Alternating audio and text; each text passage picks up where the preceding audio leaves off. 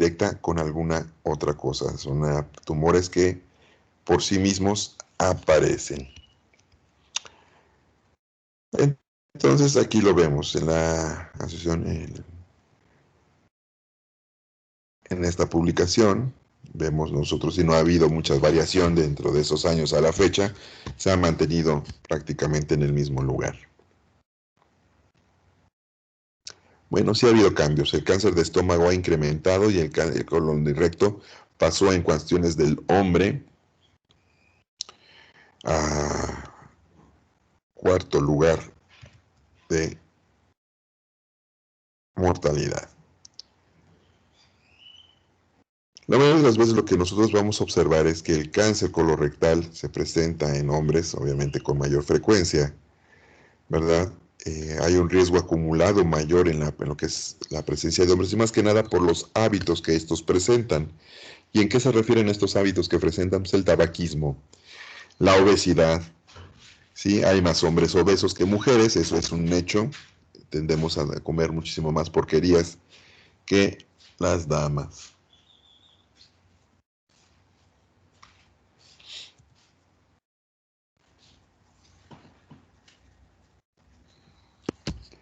Entonces, como los podemos ver aquí, ¿a qué me refiero con cáncer colorectal de tipo esporádico? Es aquella que no ve una relación directa con alguna enfermedad o patología, más que simple presencia de unas alteraciones a nivel regional de la mucosa que predispone, o que más bien dicho facilitan la aparición del tumor.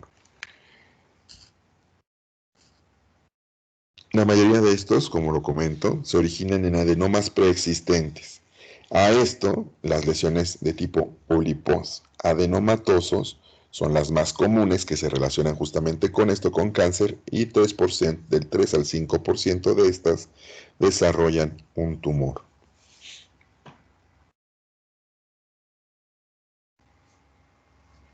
¿Qué vamos a ver, mis médicos? Pues lo siguiente, los factores y los riesgos que presenta el paciente dependen de la dieta.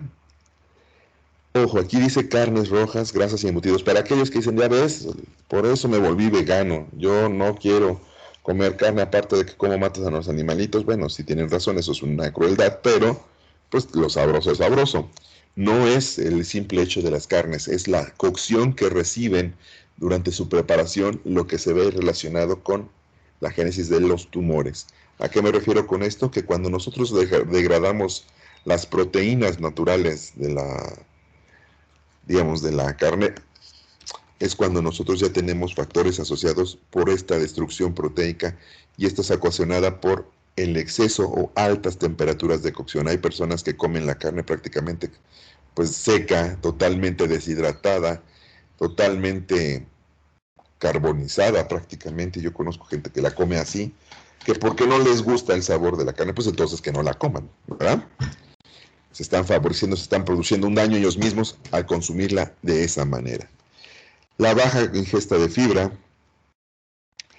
la falta de macronutrientes como son el calcio, el selenio y la vitamina C, que a su vez son antioxidantes de manera general.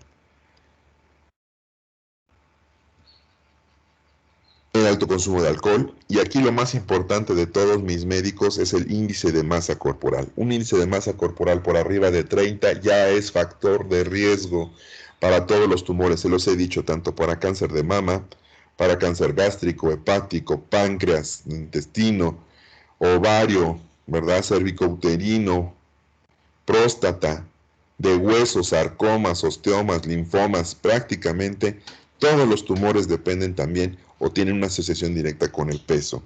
Para aquellos que dicen que son gorditos pero felices, pues sí, pero con su riesgo ahí de tumor.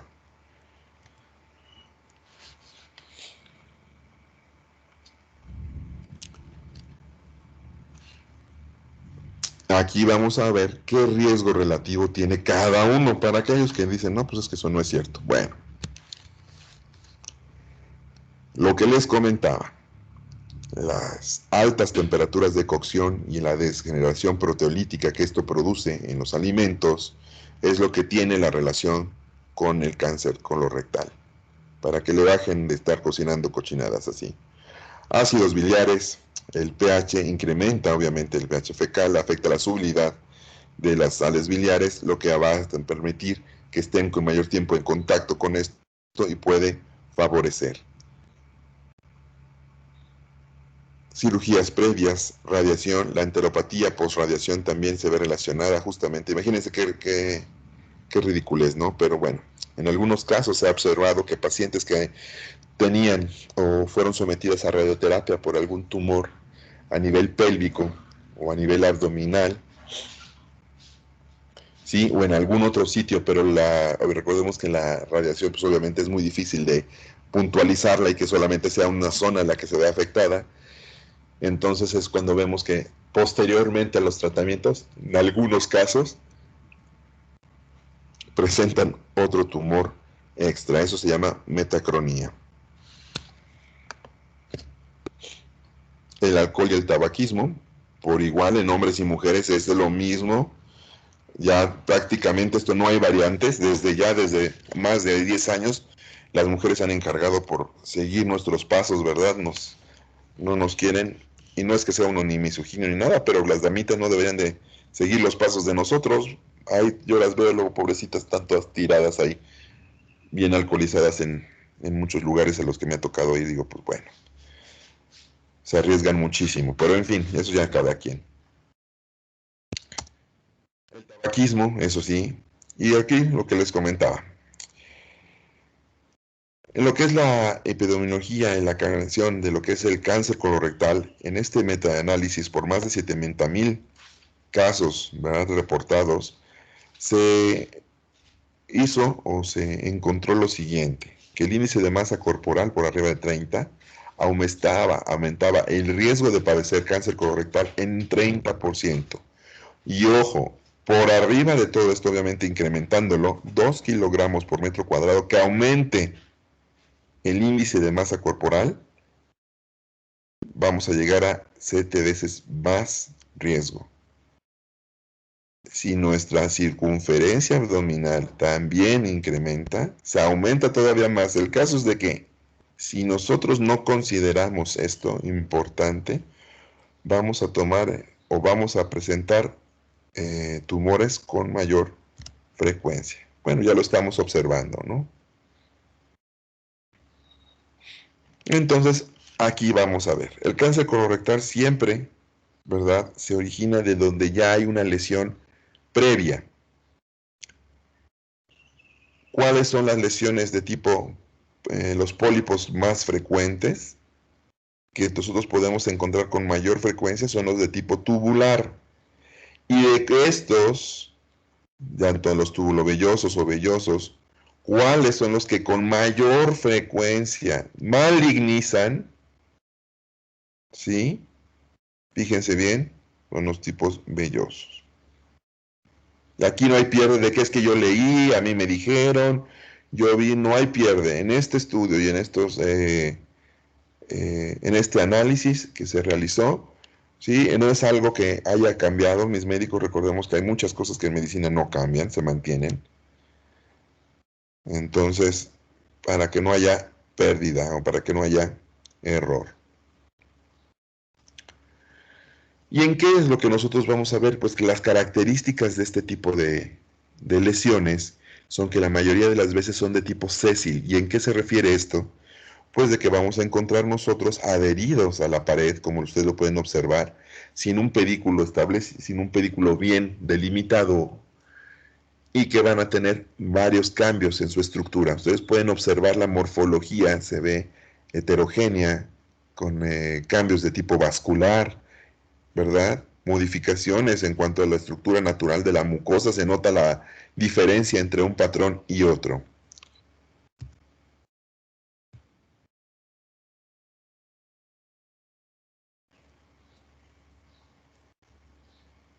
Entonces, ¿qué es lo que vamos a observar nosotros, mis médicos? Lo siguiente, que aquellos pólipos que tienen la facilidad de progresar hacia un cáncer son aquellos que tienen displasia. Obviamente, conforme va avanzando y esta displasia va aumentando en grado, obviamente van a tener muchísimo mayor riesgo de padecer un tumor. Y se ha visto que gracias a las displasias de alto grado en adenomas o en pólipos adenomatosos de mayor de 2 centímetros de diámetro, ya se consideran displasias de alto grado, con lo cual tenemos un riesgo 7 a 15 veces mayor de presentar cáncer colorectal.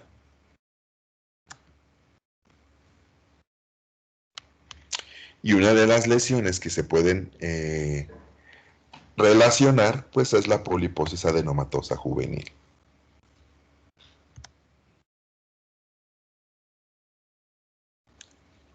¿Y de qué se caracteriza? Pues que la mayoría de las veces los pacientes que tienen este tipo de enfermedad presentan múltiples pólipos, ¿verdad? O uno solo. Se asocia con malrotación intestinal, linfangiomas mesentéricos, hidrocefalia, aunque en general la malignización de estos pacientes es rara. Bueno, ya sería una de malas, ¿no? Que presentara aún así mayor. Para aquellos que van a hacer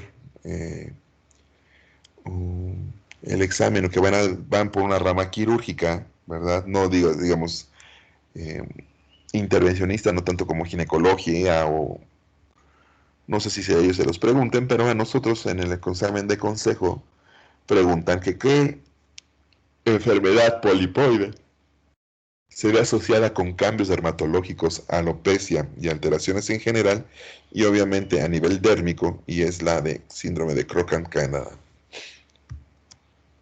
Todo lo que son enfermedades polipoides vienen dentro del examen de consejo. ¿Por qué? Pues porque se ven relacionadas íntimamente con la génesis de cáncer colorectal. Entonces, si ustedes leen el tema de cáncer colorectal, obviamente tienen que pasar por enfermedades polipoides. ¿Cuál es lo que va a determinar el riesgo de malignización de estos pólipos? Pues lo siguiente. El tamaño, mis médicos, por arriba de 1.5 centímetros, la presencia de displasia severa y arquitectura de tipo vellosa.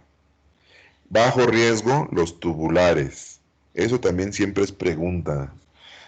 ¿Cuáles son los que se asocian con mayor frecuencia a tumor y cuáles son los que se asocian en menor frecuencia?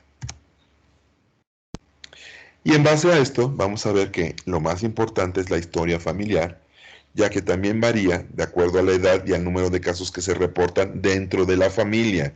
Si es un caso, o sea, un familiar, ¿verdad? Pero tiene que ser en línea directa, presenta un tumor, tiene un riesgo casi 2 veces mayor que la población en general. Si hay 2 o más familiares, hasta 3 veces el riesgo en general. Y se incrementa prácticamente a 5.3 cuando los familiares o los pacientes que presentaron el tumor eran menores de 45 años. Entonces ahí es donde tenemos un riesgo de presentar un adenocarcinoma rectal del 8%.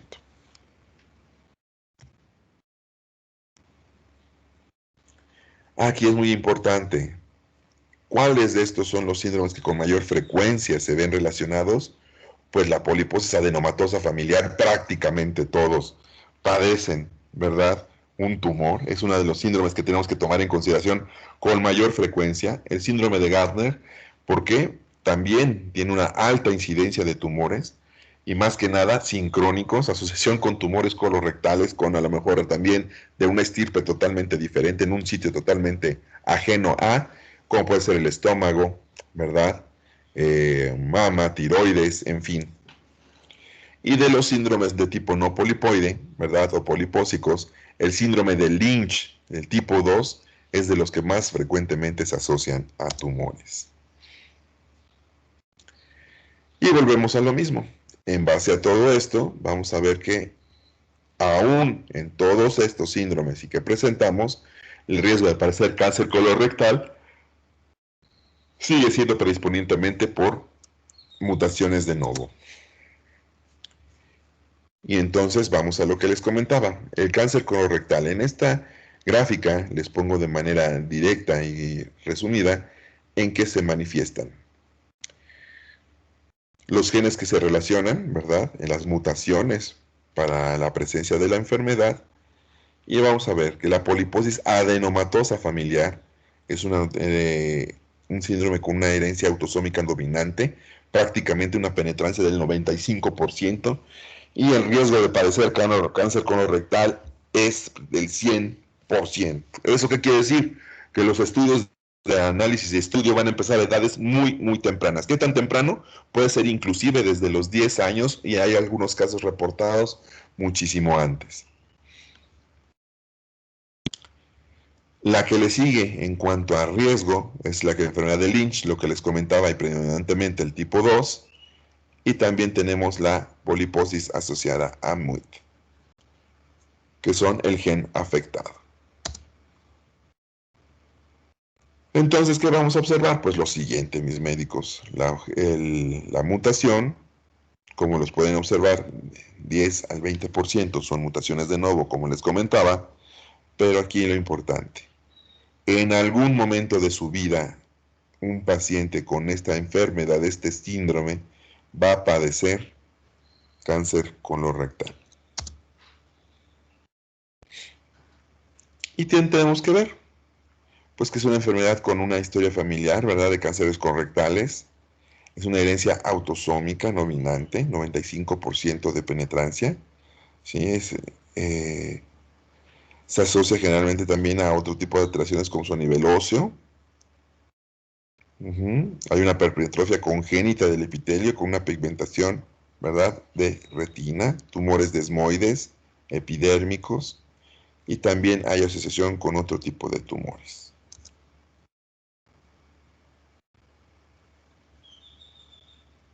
Como les comentaba, dentro de esto está la afectación o el síndrome de Garner. De ahí el síndrome de Turcot. Y ya tenemos ahora un tipo diferente. Acá el síndrome de Peutz-Jeghers también tiene una hiperpigmentación mucocutánea muy importante, manchas a nivel también de la piel, armatomas a nivel muscular, y relación, como les comentaba, tiroides, piel, páncreas, testículos, y muchísimo más importante a los que nos va del tema, cáncer colorectal.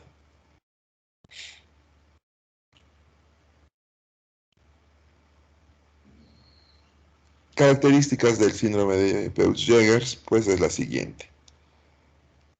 2 o más pólipos de tipo armatoso en el intestino delgado, hiperpigmentación mucocutánea y asociación con poliposis juvenil. Otros es el síndrome de Van Rayleigh-Rubalcaba, que tiene macrocefalia, lipomatosis, ¿sí?, poliposis a nivel colónica y alto grado de afectación tanto en estómago como en cavidad oral. Otro de los síndromes que se ven relacionados, y como ustedes pueden ver, con tiroides, mama, útero y piel. Aquí vamos a ver, ¿verdad?, cáncer colorectal de tipo hereditario no polipoide, no es de lo más frecuente, pero sí desarrollan tumores, y más que nada de tipo cervicuterino en las damas, ¿verdad?, cáncer de tipo endometrial o colorectal hasta en un 85% de los casos, pero con mayor medida es presentada en tumores en varios lugares distintos.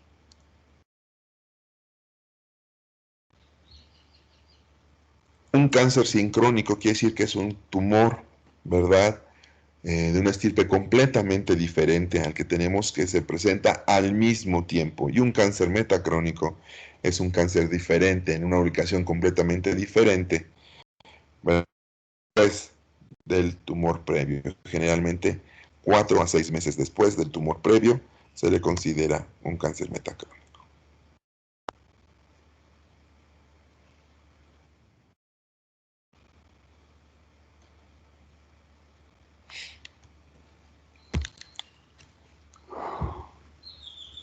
Lo que les comentaba, el síndrome de Lynch, sí, muchas veces puede manifestarse, la única manifestación presente va a ser el cáncer colorectal, pero el síndrome de Lynch tipo 2 puede verse relacionado con tumores a nivel hepático, ¿verdad?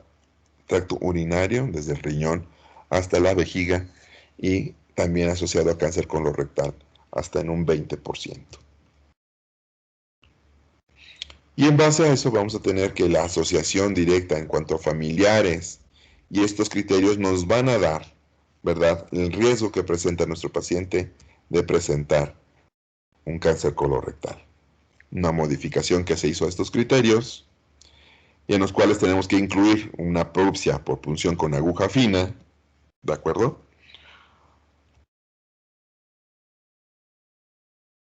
Los criterios de Bethesda. Y aquí tenemos otra asociación. Pacientes que tengan enfermedad crónica o enfermedad inflamatoria intestinal, que es lo que también ya nosotros vimos y que les comenté, que el que se ve relacionado en mayor medida es la colitis ulcerativa con cáncer colorectal. Bueno, como podemos observar acá, tenemos la relación con ambas entidades, mis médicos. Y aquí a lo importante, porque esta presentación se las voy a hacer llegar de manera general, y obviamente ya también ya la tienen si es que no se las he enviado, es lo que les quiero mencionar en esta gráfica aquí.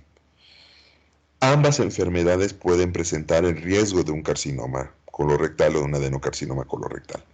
Pero lo que es enfermedad de Crohn, si ustedes notan, en los primeros 10 años tiene un pequeño porcentaje un poco más elevado que la enfermedad de colitis ulcerativa.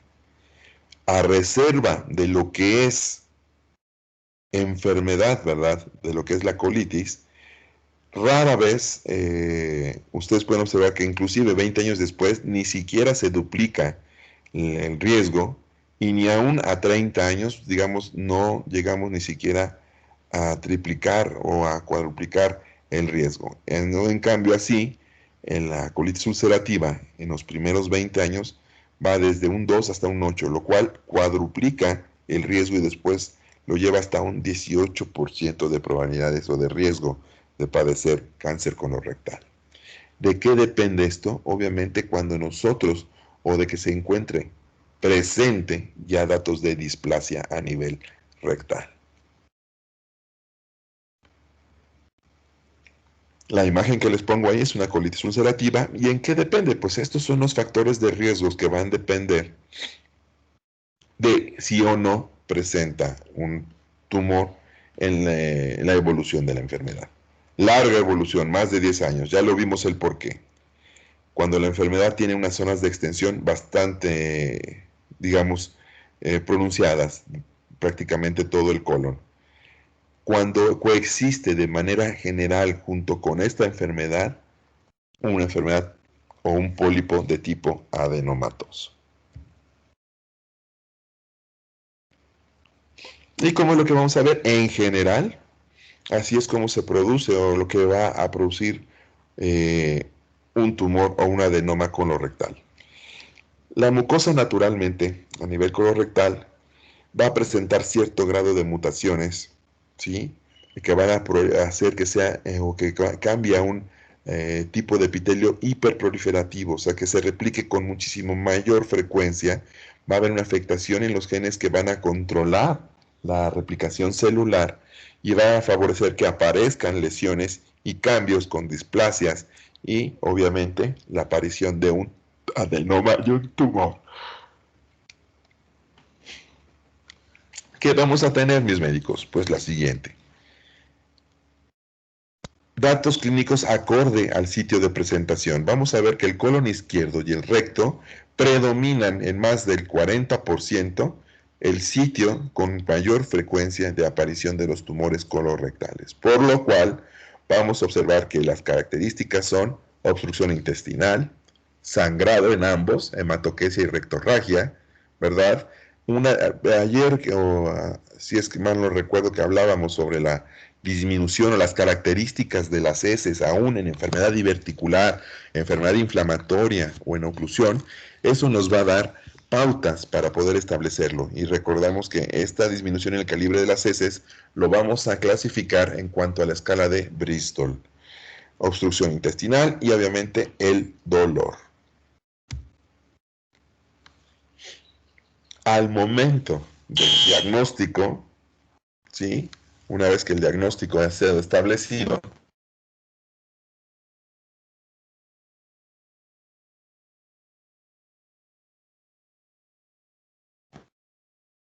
a nivel hepático, aunque también, más que nada, en todo lo que es la cavidad peritoneal.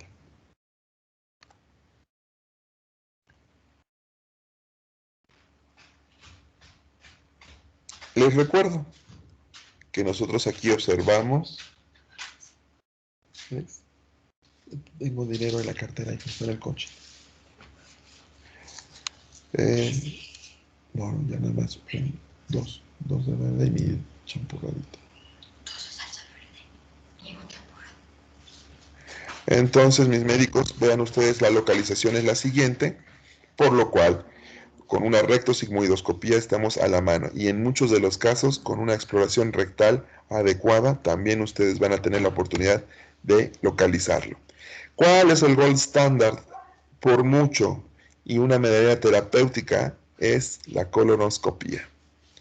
No hay mayor o mejor estudio que la colonoscopía. Pues está en el coche, te dije. Pues allá en el cuarto. Vamos a ver, mis chicos, que conforme a los estudios que vamos a observar, les voy a ir poniendo o van a ver la sensibilidad y especificidad. Para que el enema varitado tenga mayor sensibilidad,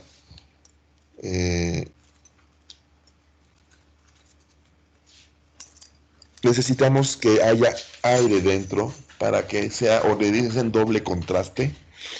¿Cómo se produce? Pues obviamente metiendo aire dentro dentro del colon al mismo tiempo que el bario. Esto les va a dar esta imagen que se observa en en la fotografía del lado derecho, es lo que da esa imagen característica y nos permite ver con mayor claridad las lesiones. Obviamente tenemos otros instrumentos que nos van a ayudar. Uno de ellos es el ultrasonograma rectal y aquí nos va a establecer, tiene una mayor utilidad en cuanto a la red ganglionar y establecer sitios de metástasis regionales. Asimismo también tenemos lo que es el ultrasonido rectal,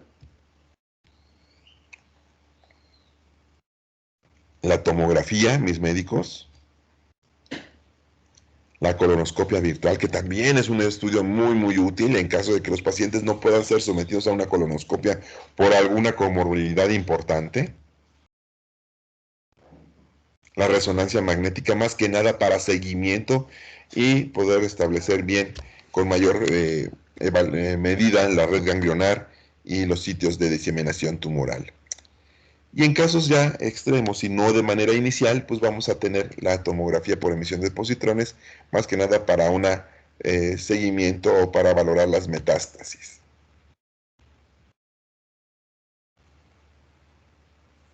No es un estudio inicial, pero justamente nos ayuda a valorar la conducta que vamos a tomar hasta en un 30% de los casos. Algo que van a ver relacionado en muchos artículos, la utilidad del antígeno carcinoembrionario, mis médicos. Es demasiado útil, pero para seguimiento y valoración del paciente en respuesta al tratamiento. No tanto así para diagnóstico. Recuerden que siempre se los he dicho, marcadores tumorales no son para diagnóstico. ¿De acuerdo? Nos puede hablar de si la actividad está presente o no. Después, pero doctor, si le tomo marcadores y me salen presentes, ¿qué no sirve para diagnosticarlo? Pues sí, pero tienes un paciente que ya tiene la enfermedad. Recuerden que los tumores en el 95% de los casos cursan de manera silente. No hay una sintomatología en específico. Obvio que si tú tomas un marcador tumoral, hay un tumor, vas a tener un número elevado. No quiere decir que sirva para el diagnóstico, sino que está en actividad el tumor.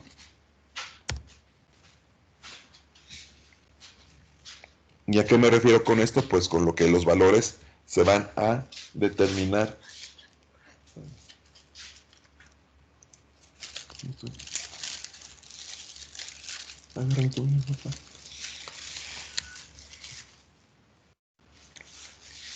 La sensibilidad, especificidad, ¿verdad? Corte de diagnóstico es del 2 nanogramos por mililitro. En el, ¿verdad? La carcinoma, el antígeno carcinoma embrionario y su utilidad.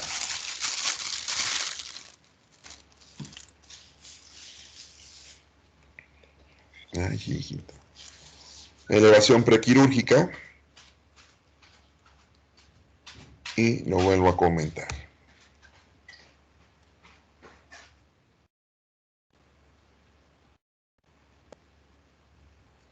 ¿Qué es lo que tenemos que hacer para poder establecer o poder valorar a nuestros pacientes, mis médicos? Fíjense bien. Sangre oculta en heces, ¿sí? Un estudio colonoscópico cada 5 años, comenzando a los 50.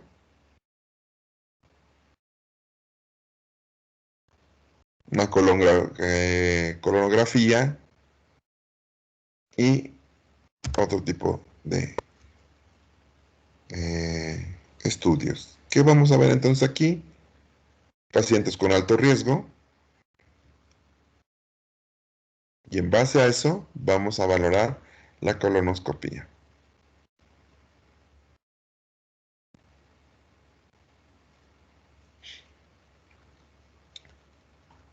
Vamos a ver la presencia de si hay o no pólipos asociados. Recordemos en los primeros 10 años la enfermedad de Crohn tiene mayor riesgo que la colitis ulcerativa, pero en general es lo mismo. Historias o antecedentes de cáncer colorectal, enfermedad intestinal, a lo que nosotros vamos entonces a realizar cada año de manera general, aún aunque haya bajo riesgo, podemos nosotros realizar todos estos estudios para poder establecer un tamizaje correcto y detectar de manera oportuna el cáncer colorectal.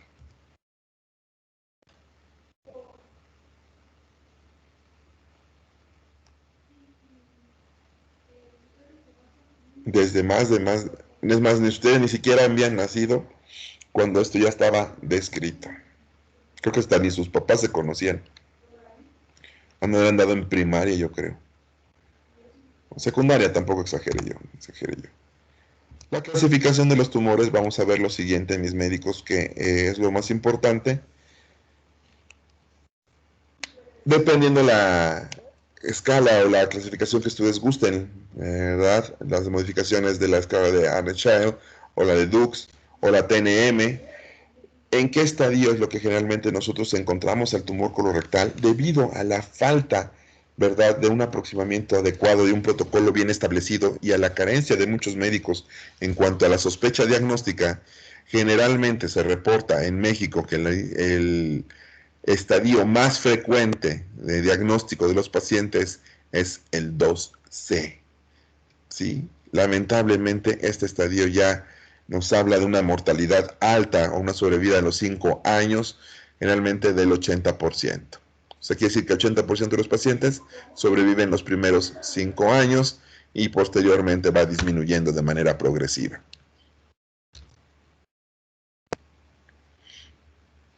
¿Ok? Aquí vemos las clasificaciones que les pongo. Acorde a la OMS, qué tan diferenciado que no y qué pronóstico tiene, pues aquí cambia bastante.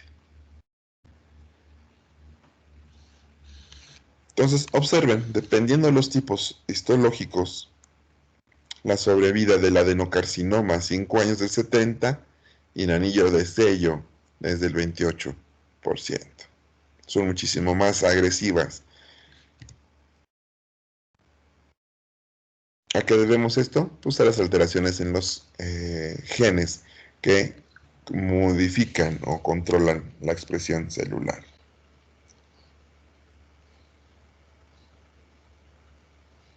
Si nosotros tenemos este tipo de lesiones, tenemos un pronóstico favorable en cierta medida, pero lo que nos va a determinar de manera general es lo siguiente.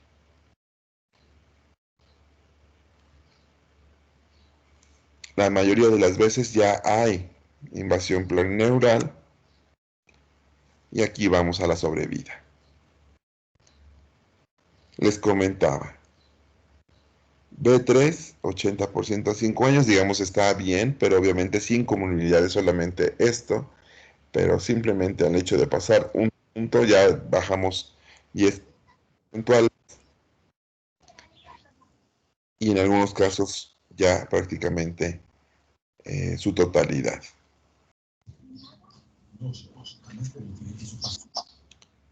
Como les comentaba, la poliposis familiar empieza desde los 15 años, el estudio de seguimiento. En síndromes asociados podemos ver que hasta desde los 10 años. Y aquí hay algunos medicamentos que se han utilizado como el Sulindac o el Celecoxib para disminuir el número de pólipos. Que vean ustedes cómo el Sulindac a 150 miligramos dosis diaria puede disminuir hasta en un 56% la presencia de lesiones polipoides. La aspirina, ¿verdad? El calcio, en fin, varias otras sustancias que yo les había comentado pueden llegar a disminuir de manera significativa el riesgo relativo.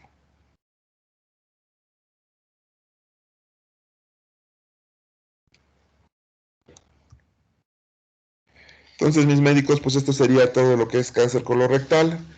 El día viernes, mis doctores, les voy a programar el examen. Viene de lo que es, perdón que se los haga el día viernes, pero no se los quiero hacer mañana para que tengan chance de repasar bien. Son 25 preguntas como siempre. Vamos a tener 40 minutos les voy a dar, no voy a hacer tan mala onda. 40 minutos para responder el examen. Y ya yo les tendría ya calificaciones, se las envío al grupo el día lunes de WhatsApp en un Excel y a ustedes me mandan una fotito con una hojita impresa o simplemente apuntando la calificación final. Si están ustedes de acuerdo, me ponen acepto mi calificación final, su firmita y me mandan una fotito, por favor, para que ya tenga yo su registro y subamos actas el día 23, que es cuando tengo que subir calificaciones. Ok, doctor, gracias. Estudien mucho, les sigo bien. Yo creo que todos van a salir con arriba de 8 de calificación, eso espero. Y entonces cuídense mucho y ha sido un placer darles clase, mis doctores. Gracias, doctor. Gracias, doctor. Muchas gracias, doctor. Hasta luego. Muchas gracias, doctor. Gracias, doctor, que esté muy bien. Disculpe, Doc, y del segundo parcial, ¿sí pudo revisar ya las calificaciones?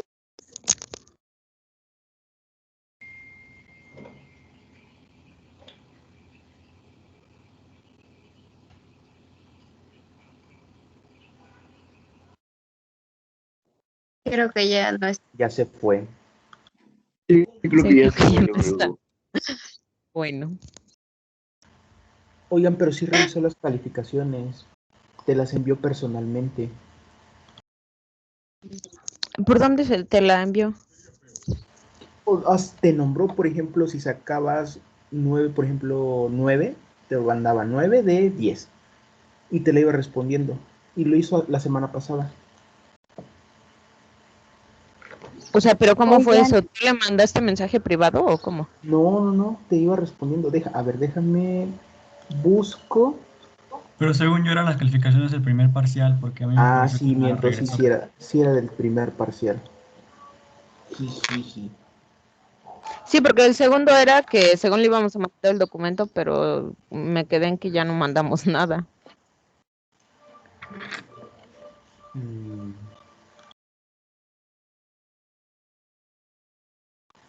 Oigan, de paso, repetir lo que dijo el último, es que se me fue el internet de los últimos minutos y ya no sé qué examen o eso. El examen va a ser el viernes. Van a ser igual 25 preguntas, 40 minutos y ya. Y que fue un placer darnos clase. Oigan, disculpen, ¿saben de qué temas va a ser este examen?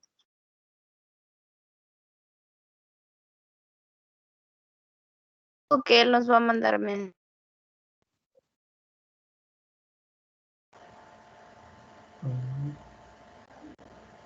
Empezaban neoplasias, ¿no? A ver.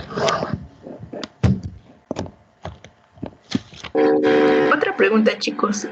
¿Saben en cuestión a...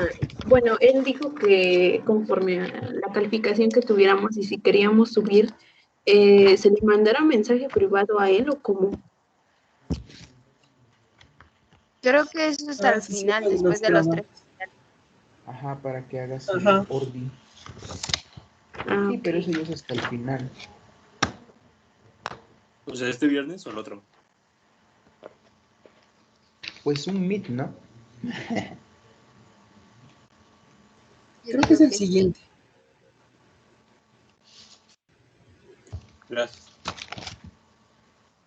Bueno, adiós compañeros. Adiós, compañeros. Adiós, compañeros.